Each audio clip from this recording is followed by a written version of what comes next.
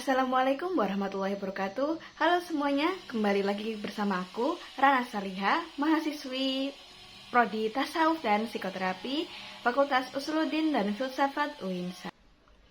Di video kali ini, untuk memenuhi tugas mata kuliah Sufi Healing, aku akan menjelaskan tentang topik konsep taharoh dalam Sufi Healing. Yuk kita mulai bahasannya.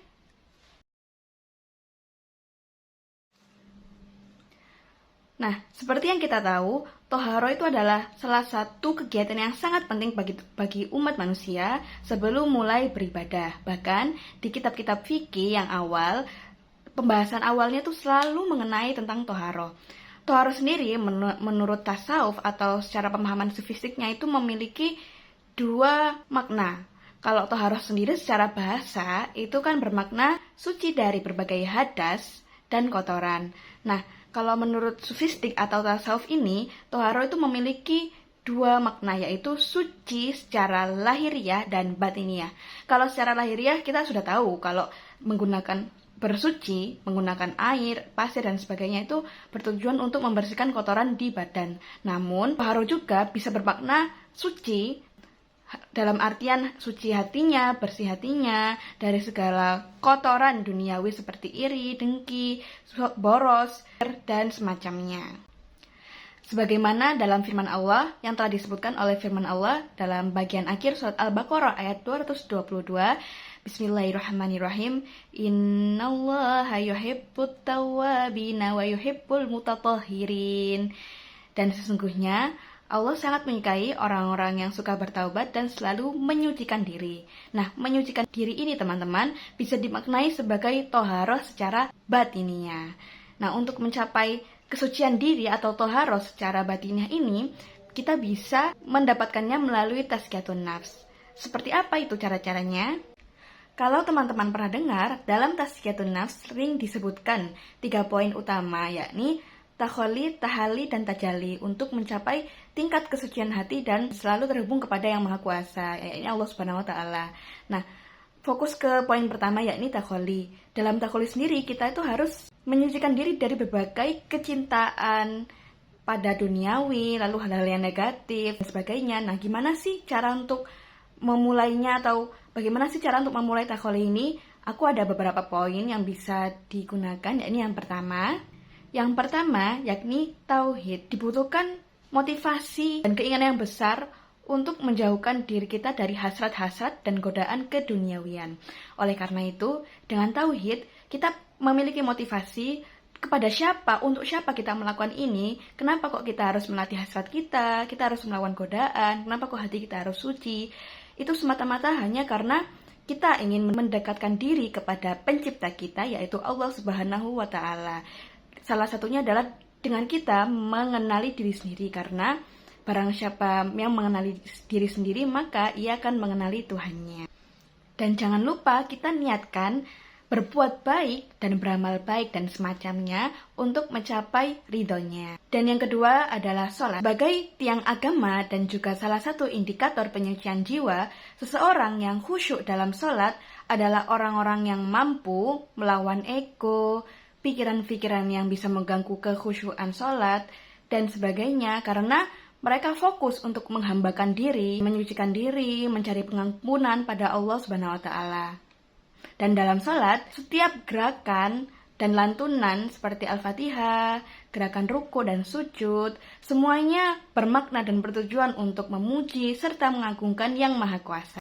Lalu, yang ketiga ada zakat dan infak yang dapat membantu proses penyucian jiwa. Kenapa bisa begitu?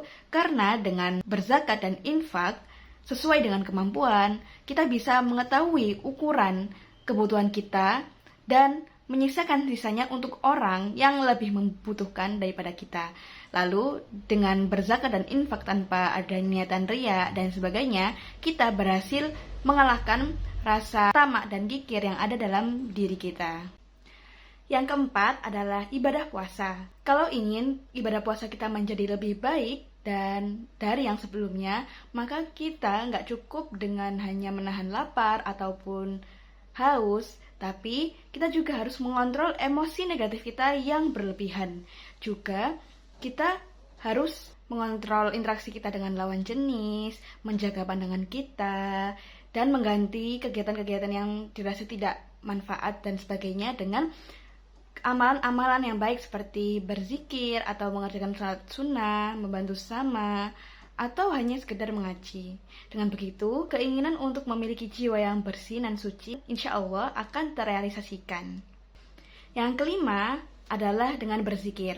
Mungkin secara umum pandangan zikir adalah hanya sekedar tahlil, tahmid, atau hamdalah. Namun secara maknanya, zikir adalah kita selalu mengingat Allah baik dalam pagi hingga petang, lalu pagi lagi. Dan itu bukan hanya secara lisan, namun juga dengan kegiatan-kegiatan yang selalu di dalamnya itu kita mengingat Allah. Sebelum melaksanakan kegiatan itu kita sadar bahwa kita diawasi oleh Allah, dan jadi kurang lebih zikir adalah selalu mengingat Allah dari waktu pagi dan petang. Lalu yang keenam adalah dengan menjauhi segala hal yang dilarang, apalagi yang diharamkan. Melanjutkan dari poin kelima tadi, kalau kita sudah menanamkan mawas diri dalam zikrullah itu, maka hati kita akan tergerak untuk menjauhi hal-hal yang dirasa kurang bermanfaat, dan batin kita akan selalu tergerak menuju kebaikan karena kesadaran akan Allah, ada kesadaran bahwa Allah selalu ada di mana-mana. Pembahasan selanjutnya yaitu air dan terapi. Sebelumnya kan sudah kita bahas mengenai toharoh yang bermakna suci secara batiniah dan beberapa penjelasan terkait, dan sekarang kita akan membahas mengenai makna toharoh secara lahiriah yang berhubungan dengan fisik kita. Kurang lebih terdapat 55-78% kadar air dalam tubuh manusia. Nah, itu kan cukup banyak ya. Jadi, konsumsi atau penggunaan air, entah itu dikonsumsi dalam pencernaan atau digunakan sebagai sarana pembersihan dan sebagainya, itu sangat baik dan penting untuk kesehatan manusia. Makanya, kita tidak boleh dehidrasi, baik secara fisik seperti kulit, rambut, dan sebagainya, dan fisik luar ya, ataupun fisik dalam seperti pencernaan, mulut, dan sebagainya. Jangan sampai haus kecuali waktu puasa. Air juga, entah itu air hangat ataupun air dingin, bisa menjadi sarana terapi bagi kita. Allah telah menciptakan air sebagai simbol kehidupan dan kesuburan bagi bumi dan juga manusia. Sifat air yang mengalir juga menjadi salah satu faktor peluntur kotoran baik yang tampak maupun tidak. Jadi ini adalah beberapa contoh manfaat air sebagai sarana terapi. Yang pertama adalah penggunaan air hangat sebagai sarana terapi untuk penderita hipertensi. Dengan menggunakan air hangat sebagai rendaman kaki, seseorang akan merasakan relaksasi di kaki tersebut, seperti ada pelancaran pembuluh darah, mempercepat peredaran darah, dan dengan relaksasi itu badan akan merasa tenang dan nyaman sehingga jantung pun akan terkontrol. Yang kedua adalah air sebagai media dalam ruqyah berupa air doa. Menurut Profesor Masaru Emoto, seorang peneliti di Jepang, air memiliki kandungan kristal yang menyesuaikan dengan lingkungannya. Jadi, ketika lingkungannya dipenuhi dengan aura positif, dengan doa kan kata-kata yang baik ya, dan penuh harapan, maka air tersebut akan mengkristalisasi menjadi kandungan yang baik.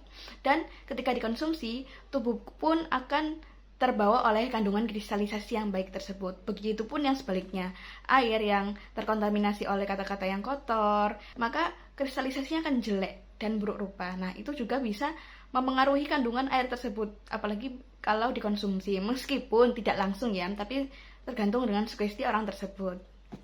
Nah, yang ketiga ada terapi wudhu. Seperti yang kita tahu, wudhu itu adalah salah satu syarat dalam beribadah.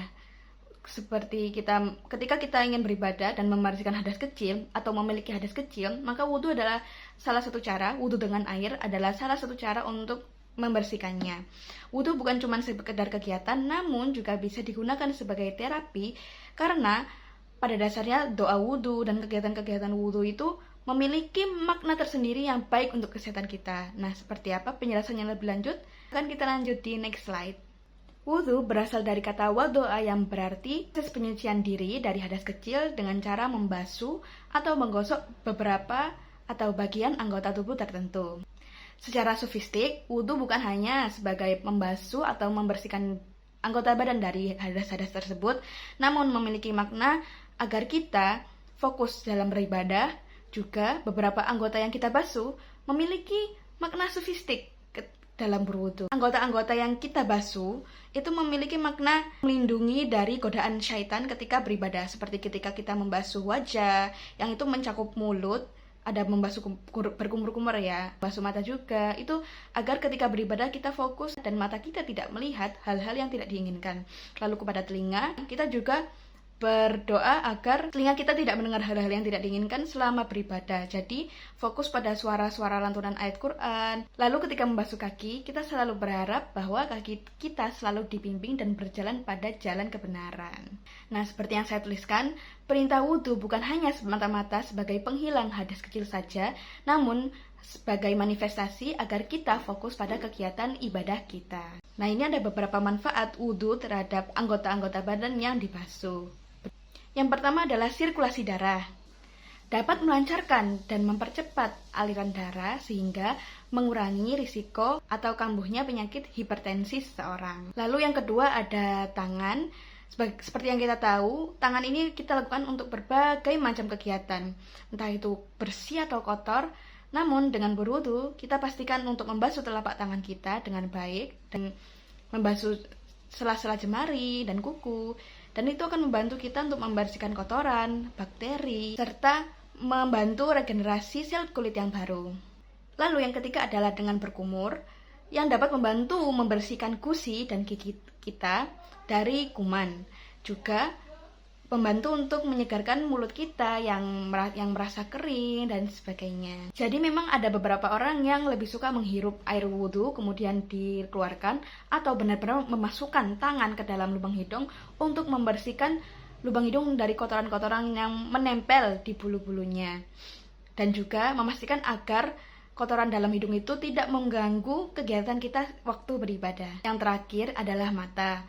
Dengan membasuhkan air di mata, otomatis mata kita akan terasa segar dan siap untuk beraktivitas kembali. Nah, tadi kan sudah membahas nih tentang wudhu dan bagaimana dia menghilangkan hadas kecil. Sekarang ke hadas besarnya bisa dihilangkan dengan cara mandi besar. Al-ghuslu berarti menyiramkan air dengan cara tertentu pada badan dengan tujuan untuk menyucikan diri dari hadas besar. Dan Allah mencintai hamba-hambanya yang senantiasa menjaga kebersihan dan kesucian dirinya sendiri. Sama seperti wudhu, mandi besar bukan hanya kegiatan untuk menyucikan diri dengan menyiramkan air ke seluruh tubuh dengan cara tertentu, namun juga memiliki makna spiritualnya tersendiri. Lalu apa sih makna sofistik dari mandi besar itu sendiri? Nah, mandi besar bisa menjadi salah satu cara atau ikhtiar untuk menyucikan diri. Air yang disiramkan dan dibasuh ke seluruh badan dapat membuat syaraf dan otot-otot menjadi rileks, tidak kaku, dan tenang. Dengan pikiran yang damai, tenang, dan jernih, seseorang akan siap dan mulai fokus kepada ibadah yang akan dijalankan. Sama seperti wudhu, terapi mandi juga bisa membantu seseorang untuk menyegarkan kembali fisik dan mentalnya yang sebelumnya mengalami kelelahan dan tekanan batin. Kesimpulan, toharo yang bermakna bersih atau suci dari berbagai macam kotoran adalah bagian yang tidak terpisahkan dari peribadatan. Tanpa bersuci, ibadah tidak akan sah karena itu adalah salah satu syarat sahnya. Dan bersuci itu teman-teman bukan hanya secara fisik namun secara batin, yaitu dengan cara penyucian jiwa, membersihkan hati dalam keseharian, terutama dalam ibadah. Praktik wudhu sebagai cara untuk menghilangkan hadas kecil dipraktikkan 5 kali sehari sebagai bentuk dari pentingnya kebersihan bagi kita umat Islam. Sama seperti wudhu, mandi juga tidak hanya bermanfaat untuk menjaga kebersihan badan, namun juga memiliki makna spiritualisme, yaitu sebagai ikhtiar untuk penyucian diri dari dosa-dosa yang telah kita lakukan, sebagai niat dan ikhtiar tentu saja. Sebagai bentuk manifestasi bahwa dengan membilas air, tubuh kita akan menjadi suci dan kita akan menjadi diri yang baru dan siap untuk melakukan amal-amal baik yang tertunda di masa lalu. Baik, cukup sekian video presentasi hari ini dari saya. Mohon maaf apabila ada salah dan kurang kata. Terima kasih sudah menonton. Wassalamualaikum warahmatullahi wabarakatuh.